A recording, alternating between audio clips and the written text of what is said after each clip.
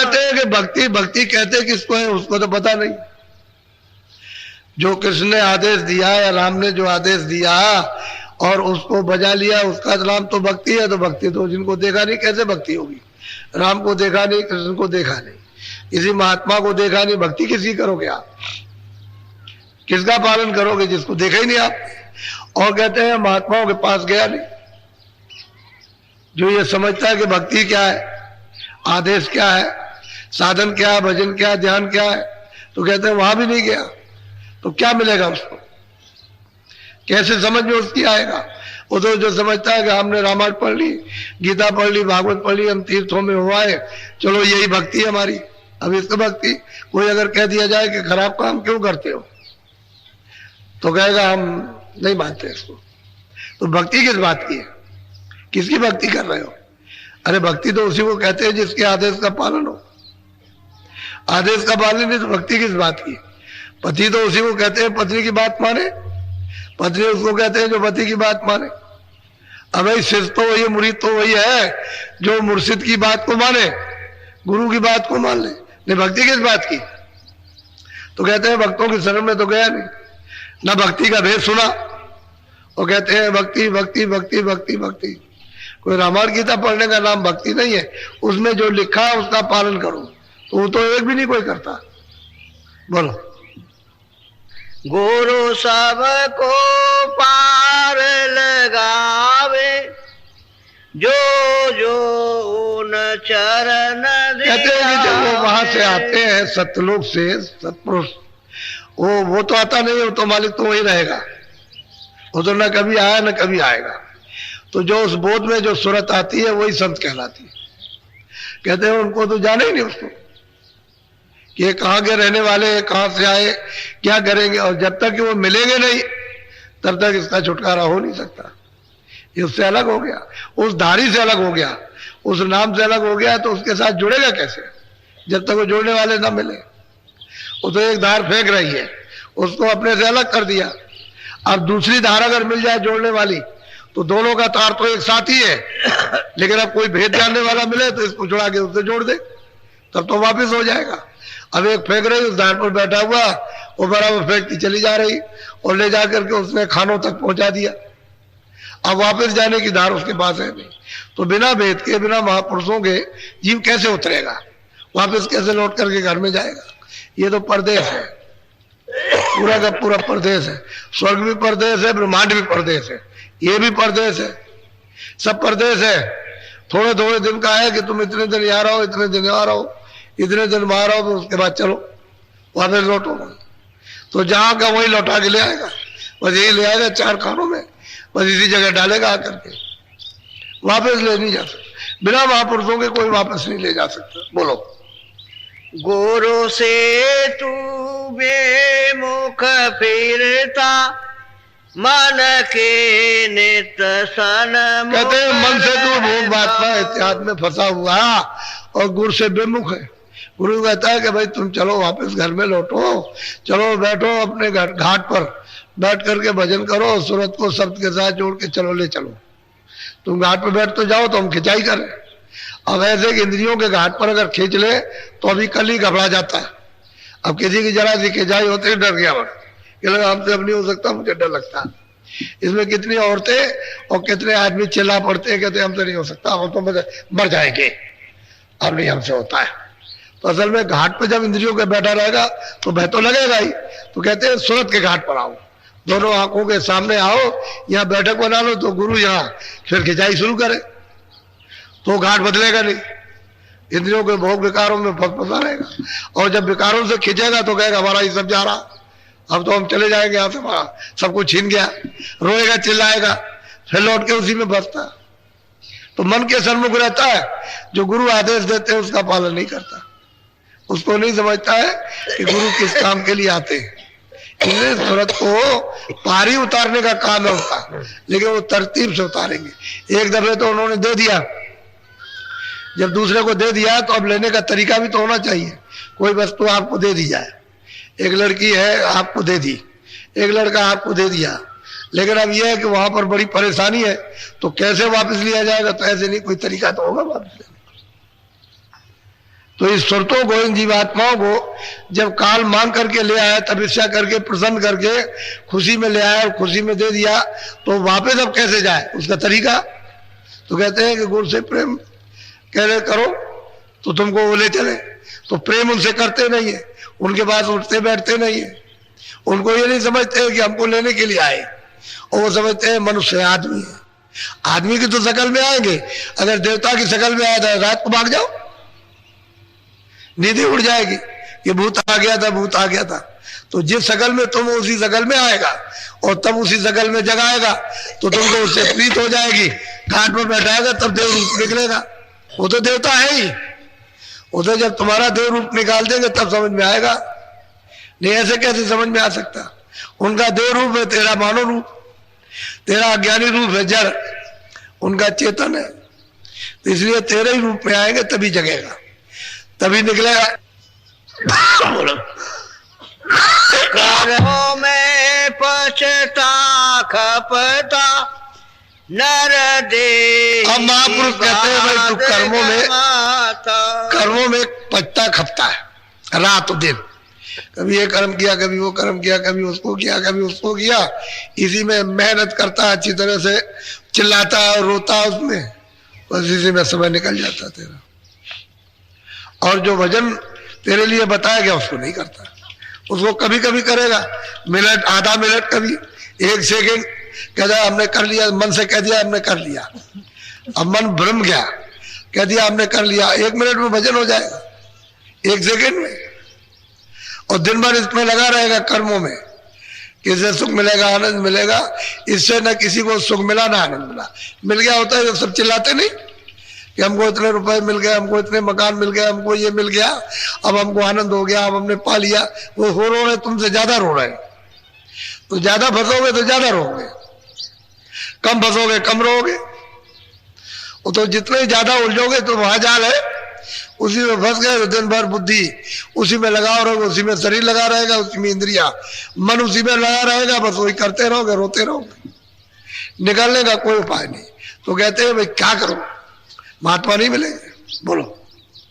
अब चेतो समझो भाई, कर प्रीत गुरु संग कहते अब चेतो, अब जाग जाओ। कहते हैं भाई प्रेमियों अब जगो, चेतो, क्योंकि महापुरुष आते हैं जीवों को वापस करने के लिए, घर में पहुंचाने के लिए। तो अब तुम्हारा काम है कि प्रीत करो, प्रेम करो, प्रीत प्रति विश्वास करो कि हमको घाट पर किसी तरह से वापस करके बैठा दे। और घाट पे जब बैठ जाओगे तब तो फिर सूरत अपना काम शुरू कर देगी। जब तक सूरत का घाट नहीं बदलता, उसको अपना घाट निजी नहीं मिलता है, तब तक ये भटकती रहेगी, तब तक इसमें कोई ताकत नहीं। और घाट पर उलट करके बैठी कि इसमें ताकत आने लगी, फिर मन कुछ नहीं कर पाएगा, न कुछ बुद्धि कर पाएगी, न चित्त। जब तक की देर है। और महात्मा कहते हैं भाई तब तक तुम प्रेम कर लो, जो हम कहें उसको करो, उतना ही काम करो जितनी जरूरत है, ज्यादा मत करो। तो जितना प्रेम करते जाओगे उतने उलट जाओगे। उनसे प्रेम तो है नहीं, उनकी बात सुनते नहीं, उनकी बात मानते नहीं, उनको कुछ समझते नहीं, और जगत को सब कुछ समझते हो, यही हमारे सब कुछ है। अच्छे हैं, बच्चे हैं, कच्चे हैं, रिश्तेदार ये है वो है, धन है, दौलत है, यही सब कुछ है जो कुछ है, बाकी और कुछ नहीं। इसी में सब कुछ समझते हो, उसको थोड़ी समझते हो कि उसके पास सब कुछ है। तो कैसे आपने प्रेम किया? तो कहते हैं थोड़ा बहुत प्रेम कर लो। बोलो। काहे करे अब सत्य गुरु गाई, करनी करे मेले बड़ा। कहते हैं भाई महापुरुष जब जब आते हैं तो यही कहते हैं करनी करो, बड़ाई तुमको तभी मिलेगी जब जीवात्मा जगेगी। बड़ा स्थान जब भी मिलेगा, ज्ञान जब भी मिलेगा, चेतना जब भी आएगी, पार जब भी उतरोगे जब करनी करोगे। करनी करो, मार मन डालो इंद्रिय रोग द्वारा, करनी थोड़ा करो, मन को थोड़ा सा विषयों की तरफ से रोको, थोड़ा थोड़ा रोकोगे और करनी करोगे तो ढीला हो जाएगा। नहीं तो उसमें झगड़ा हुआ विषय विकारों में, थोड़ा ढीला तो मन को करना ही चाहिए। जब ढीला आदत उसकी बदल जाएगी, करने में जब लग जाएगी उसकी आदत और इन भोगों से छूट जाएगी तो जल्दी काम बन जाएगा। नहीं तो उसी में दिन और रात लगे पड़े होंगे और मिलने जुलने वाला कुछ नहीं है। वो सब क्षणिक है, ठंडक क्षणिक ठंडक है, आनंद तो है ही नहीं। उसकी ठंडक आती है शब्द की, नाम की। छन छन के ठंडक आ रही है, शीतलता उसी से समझता है कि आनंद है। अगर कहीं सच्चा आनंद मिल जाए तो काफी मिल जाए। उसीलिए कहते हैं कि मुड़ो आगे, अंदर घाट पर आओ, इंद्रियों का घाट छोड़ दो, सूरत के घाट पर आ जाओ। दोनों आंखों के सामने ऊपर की तरफ आंख करो, घाट मिल जाएगा। तो हम लोग उधर बैठते ही नहीं। और थोड़ा एक आध मिनट कभी ऐसा किया और बस फट से किसी ने कुछ कह दिया, कहीं कोई आ गया तो आंख खोल दी और खोल करके उठ के चल दिए, काम करने पूरा दिन निकल गया। आप कुछ नहीं कर पाते। यही होता है घर घर में। एक आदमी आया, कह लगे भजन नहीं करता। हमने कितनी देर भजन किया? कितनी देर कब किया भजन? तूने तो एक दिन भी भजन नहीं किया। कहता भजन नहीं बनता। अगर एक दिन भी करता, मिनट 2 मिनट भी, तब तो तेरा कुछ बनता। तूने तो कुछ नहीं किया। वो कहता भजन नहीं बनता। ऐसी शिकायत करने वाले बहुत से होते, करते कुछ नहीं, कहते भजन नहीं बनता, करेंगे कुछ नहीं, विषय विकारों में बसे रहेंगे और कहेंगे भजन नहीं बनता। अरे भाई तू मिनट 2 मिनट 4 मिनट थोड़ा सा तो कम से कम घाट पे बैठो तो कुछ हो। अब तुम घाट छोड़ दिया और चाहते हो यहाँ कुछ मिल जाएगा, इधर कुछ है नहीं। तो जहां कुछ नहीं वहां क्या मिलेगा? वो तो स्थान ही सूरत के जागने का नहीं, वो तो सोने का स्थान है। तो सूरत सोई हुई है, जड़ में फंस करके तो जड़ हो गई, अब सो गई, अचेत हो गई। अब जहां जागना वहां ये जाती नहीं। तो बिना महात्माओं से प्रेम किए वो कैसे जाएगी? वो मिल जाए पूरे तब तो मिले। तो कहते हैं गुर करो खोज कर भाई, सबको एक तरफ से करा भाई। कोई अगर जाना चाहो पार तो गुरु करो खोज कर, कोई गुरु में बहु पार न जाई, कोई पार नहीं जा सकता। और रामायण में भी यही लिखा है, व्यास ने भी यही कहा, वशिष्ठ ने भी यही कहा, बगैर गुरु के पार नहीं उतर सकता कोई भी। सब लोगों ने कहा, लेकिन कहते हुए भी नहीं ढूंढते हो, तलाश नहीं करते हो, उसी में उलझ जाते हो कि ये करना है, ये करना है, ये करना है। इस संसार के जड़ काम, तो जड़ में आपका जन्म होगा। जहां आशा था बासा, जड़ की आशा जड़ में बासा। चेतन की आशा करोगे तो चेतन में बासा मिलेगा। तो चेतन की आशा तो जो चेतन जानने वाला हो वो मिलेगा और बताएगा कि भाई तुम घाट बदल के चेतन में चलो, तब तो चेतन में बासा हो। अब जड़ की चीज है, जड़ में फंस गए, मिला कुछ नहीं। जब अभी नहीं मिला तो बाद में क्या मिलेगा? इसलिए आप सबके सब सत्संग की ज्यादा, सत्संग का नशा होना चाहिए। सत्संग से सब मालूम भी हो जाएगा, सत्संग से भजन भी बनता, जागृति भी आती है, विकार भी दूर होते हैं। सत्संग से बहुत बड़ा लाभ। सत्संग सफाई करता, धो डालता, मन को भी धोएगा, चित्त को भी धोएगा, बाहर से भी धोएगा, अंदर से भी धोएगा। सूरत को भी धोता है और मतलब बाहर इंद्रियों को भी धो डालता। सत्संग नहीं मिलेगा तो सोते रह गए। ये सब जो कुछ फल है आपको सत्संग का, कि जब आप दौड़ धूप करके थोड़ा बहुत सुन लेते हो, उसी से इतनी जागृति आ गई, उतना ही समझने लगे भाई तो कुछ नहीं है। जो कुछ था वो तो हम लेकर के बैठे हुए, तो हमको पता भी नहीं था। घड़ी के घर में रहे और चलते रहे बराबर, और रोज गमन करते रहे कि हम 12 कोस चले, रहा कोलू का कोलू में, और कार करता है कि 12 कोस रहा, घर का घर ही में, बाहर तो गया नहीं। तो वही मन है, इसी में लगा रहता है, ये किया वो किया, और कहा हमने तो आज कर लिया था और किया कुछ नहीं।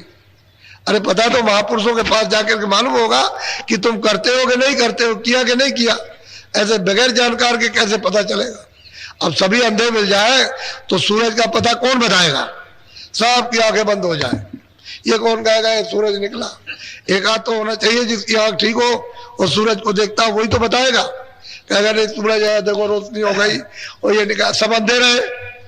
तो महापुरुष आते हैं सूरज के समान, वो उस मालिक को देखते, कहते हैं चलो भाई चलो, ये सब अंधे हैं, चलो तुमको आंख दे। तो आंख बना करके दे देते हैं। तो फिर वो देखने लगते हैं, कहते हैं कि नहीं वो तो सूरज है, वो तो मालिक है, उसका रास्ता है, उसका मतलब ये है कि घर है, देश है, उसका आनंद है। तो चल पड़ते हैं। अब वो प्रेमी पीछे से जो प्राप्त करते हैं वही तो गाते हैं कि हमको महात्माओं ने दिया, उन्होंने दिया, उन्होंने दिया, उन्होंने दिया हमको, उन्होंने दिया। फिर वो कहेंगे हमको उन्होंने दिया, उन्होंने दिया, ऐसे। और जब सब सो जाएंगे तो फिर कौन जगाएगा? कोई जगाने वाला तो चाहिए कि तुम सो रहे हो इस मोहनिशा अज्ञान रात्रि में, तुम्हारा जीवन खराब हो रहा है, फिर तुमको मिलेगा नहीं। अब तुम जाग जाओ तो सूरत को जगाओ, घाट को। जो सो रही है। तो कहते हैं कुर करो खोज कर भाई, सबको ताकीद करते हैं, सबको संदेश देते हैं कि अगर मालिक से मिलना, भवसागर नदी से पार उतरना, तो गुरु करो खोज कर भाई, बिन गुरु कोई राह न पाई, किसी को रास्ता नहीं मिल सकता, तब डूब जाएगा। इसलिए आप आज दूसरा दिन है, 22 तारीख है आज, 7 दिन का कार्यक्रम होता है, 27 तक रहेगा। अब लोग जो है मालूम हुआ कि आने लगे, अभी काफी आएंगे ऐसी सूचना मिली है। हम तो चाहते थे ना आए तो अच्छा है, क्योंकि हम अभी बहुत थके हुए आए वहां से, इतनी मेहनत 4-5 महीने की और वो अभी तक आराम नहीं मिला। तो थोड़ा सा सोचा था कि वही लोग आ जाएंगे, चलो भाई जो पास के कुछ थे, लेकिन ऐसा मालूम हो रहा है कि लोग आएंगे। खैर आए, उसमें कोई हर्जा नहीं है, वो तो सुनाना ही पड़ेगा। लेकिन अब यह है कि जितना भी सत्संग मिले वो अपना सौभाग्य समझो और इस सत्संग को अच्छी तरह से खूब समझदारी से उसको बैठा लो, चित्त में बसा लो और जो रास्ता बताया जाए उस पर चल पड़ो। सीधा साधा काम है। और जब यहाँ करना सीखो तो घर में भी वैसे ही करते रहो तो जल्दी काम हो जाएगा। अब इधर बैठे न उधर गए, वहां छोड़ दिया, वहां भी करो यहाँ भी करो। जो वहां कम समझ आए तो यहाँ समझ ले लो, जो लगन में कमी हो यहाँ लगन ले लो और फिर उसके बाद वहां करते रहो। वो तो शरीर पालन पोषण का स्थान है और ये आत्मा के जागरण का स्थान है। तो इधर किधर जब कहीं जहां कहीं भी सत्संग मिल जाए वहां फौरन पहुंच गए, ताकि आप अपना भी काम होता रहे और शरीर का पालन पोषण भी होता रहे, दोनों काम हो जाए उसके। इसको चलते चलाते इसको खत्म करो, अब निकल जाओ। ये मनुष्य शरीर है, बड़े भाग से मिला, बार बार थोड़ी मिलता। एक बार उसने अवसर दे दिया, कहा देखो मेरे मकान से ये तुम अपना काम कर लो, तो कहते गुरु करो खोज कर भाई। तुमको जब हमने मना थोड़ी किया है, कोई भी जाकर के खोजो तलाश करो, कहीं ना कहीं मिल जाएंगे, ऐसा थोड़ी है। जब वो रहते हैं तभी वो कह रहे हैं गुरु करो खोज कर भाई, कहीं जरूर मिलेंगे। जब रहते हैं तभी, जब नहीं रहेंगे तो कहना बंद हो जाएगा। फिर महापुरुष कभी ऐसा कहेंगे ही नहीं, फिर बंद कर देंगे कि नहीं अब नहीं मिलेंगे आप, चाहे जितना खोजो तलाश करो। नहीं ऐसा नहीं, गुरु करो खोज कर भाई, बिल्कुल कोई राह न पाई। जब बराबर ये चला आ रहा है तो आपको खोजना चाहिए, तलाश करना चाहिए, तो कहीं ना कहीं मिल जाते, रास्ता मिल जाता, चल पड़ते। तो कहते हैं कैसे चलोगे, उनसे प्रेम कर लो, वो जहां आते जाते हैं वही आपको ले जाएंगे, प्रेम तो करो उनसे। अबे जो जहां आता जाता वहां ले जाएगा। जब प्रेम कर लोगे तो यहां से यानी मतलब लड़की को अपने घर ले जाएगा, और जब घर ही नहीं होगा तो कहां ले जाएगा। ये जीवात्मा यहाँ की नहीं है तो अपने घर में वापस लौट जाए तुम अच्छा। तो कहते हैं कि गुरु को करो, किसी को जानकार को, जानकार नहीं मिलेगा आने जाने वाला तो आपको कुछ नहीं मिल सकता। बड़ी सीधी बात महापुरुषों ने समय समय पर सबको बताई, लेकिन जगह कौन, सब सो रहे। जब इस भट्टी अंधकार में सब सो रहे हैं अचेत होकर और दुनिया में खोज रहे हैं कुछ मिल जाए, तो यहाँ मिलेगा क्या, यहाँ है क्या, कुछ नहीं है। यहाँ सिवाय रोना धोना और कुछ नहीं हो। चलो यहाँ निकलो, चलो बस ये समय पूरा हुआ, चलो निकलो। वो तुम्हारे सामने तुमको निकालता जाता, लड़के को, लड़की को, इसको, माँ को, पिता को, पति को, पत्नी को, सबको निकाल देता। एक दूसरे चिल्लाते रहते, कुछ नहीं सुनता। अरे यार कोई सुनवाई है, या तेरा कुछ हो तब तो सुनवाई हो, तेरा कुछ है ही नहीं है। वो तो कहता सब मेरा दिया हुआ है, तो तुम इस तरह से काम में लो। तो काम लेना आपने बंद कर दिया, वो फंस गए उसमें। बस जब फंस गए तो झगड़ा झंझट होने लगा, बस उसी में आप रो रहे हो। और किसी का कुछ नहीं, जिसकी चीज है उसको वापस कर दो। कहते तो भाई जो आपकी चीज अपनी ले लीजिए, आपने दी थी और वापस लीजिए, अब हमको इसकी जरूरत नहीं है। वो बिना महात्माओं के वापस कर नहीं सकते हो, तो कोई तो मिलना चाहिए, कोई ना कोई। सबको हवा देते, बिन गुरु गोविंद करा न कोई भी नहीं पार जा सकता है। लेकिन कौन होना चाहिए कि जो उसको प्राप्त कर चुका। बोलो जय गुरुदेव। कुछ लोग पीछे आ गए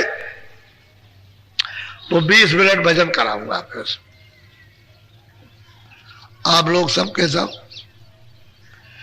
अब 2 अलग अलग कर दूंगा भाग, पहले तो ध्यान कराऊंगा जब आओगे और बाद में भजन कराऊंगा।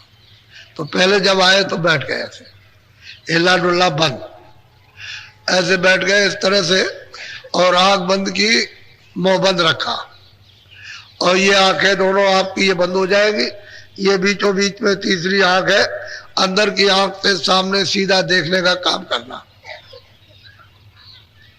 जैसे किसी की आंख खराब हो जाए और उसको बनवाई जाए तो वो ऐसे करके देखता है, कुछ नहीं दिखाई देता, तो वो क्या कहते हैं, जैसे हरा कोई कपड़ा वगैरह पट्टी लगाए रहे ना, सूरज की रोशनी ना पड़े, नहीं तो रोशनी फिर काम नहीं करेगी, तो हरा कपड़ा लगाए रहता है उसको, और मतलब ऐसा देखता रहता है। धीरे धीरे धीरे धीरे कुछ दिनों के बाद रोशनी आने लगती है तो दिखाई देने लगता। ऐसे ही अंदर में है, अंदर में भी ऐसे ही बिल्कुल अंधकार है, एकदम पर्दा पड़ा हुआ धुंधुकार। तो जब आप दृष्टि को एक जगह रोकोगे, एकाग्र करोगे और धीरे धीरे एक जगह जमाओगे, तो धीरे धीरे धीरे धीरे धीरे धीरे धीरे धीरे पर्दा साफ होगा, तो कहीं ना कहीं से रोशनी आने लगेगी, प्रकाश आने लगेगा। वही तुम्हारी अंदर की तीसरी आंख, दिमाग, ज्ञान चक्षु खुल जाता है, वही खुलता है, उसी से दिखाई देता है। उसमें तो स्वयं आंख है, उसमें एक आंख है, शरीर में दो आंख है, बस इतनी बात है। तो अब कल से पहले जब आओगे तो ध्यान कराऊंगा, बाद में भजन कराऊंगा। आज तो आपको भजनी पे बैठाऊंगा 20 मिनट। बस होशियार सचेत इस बात के हमेशा रहो कि जब आप भजन करो, काम के वक्त में तो अपना मन दौड़ाओ, जो ये काम करते हो जो भी उसमें दौड़ाए, लेकिन भजन के वक्त में यहाँ चारों तरफ से मन को, बुद्धि को, चित्त को हटाकर या जीवात्मा के कान के साथ इसको लगा करके और ऊपर की तरफ ऊंचा ध्यान दे करके, जिस तरह से आंख से दृष्टि को एकाग्र करोगे, ऐसे ही कानों से बराबर लगातार जैसे एक टक ध्यान दे करके सुनते हो वैसे ही सुनना, तभी आवाज आपको सुनाई देगी, आने लगेगी आवाज। जब आवाज सुनाई देने लगे तो उसको गौर से सुनो, धीरे से मन बुद्धि चित्त को कानों के साथ लगाए रहो, तो कान धीरे से काम करने लगेंगे सुनने के लिए, फिर वो सुनने लगेंगे।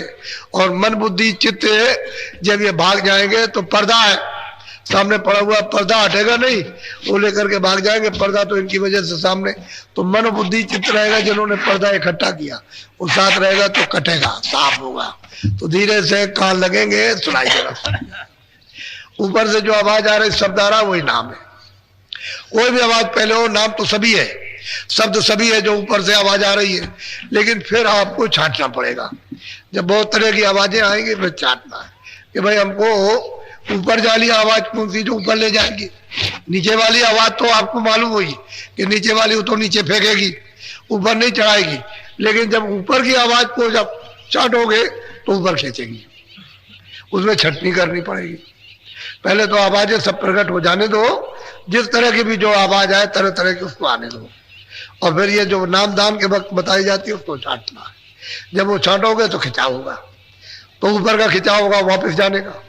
एक तरफ तो फेंकने का है, वो फेंक रही है इधर को, वो उधर नहीं ले जाएगी, उधर फेंकती रहेगी बराबर, ऐसे ढकेलती रहती है उसी सूरत को, और वो आवाज जब पकड़ोगे तो खींचेगी उस आवाज पर, तभी पार जाओगे।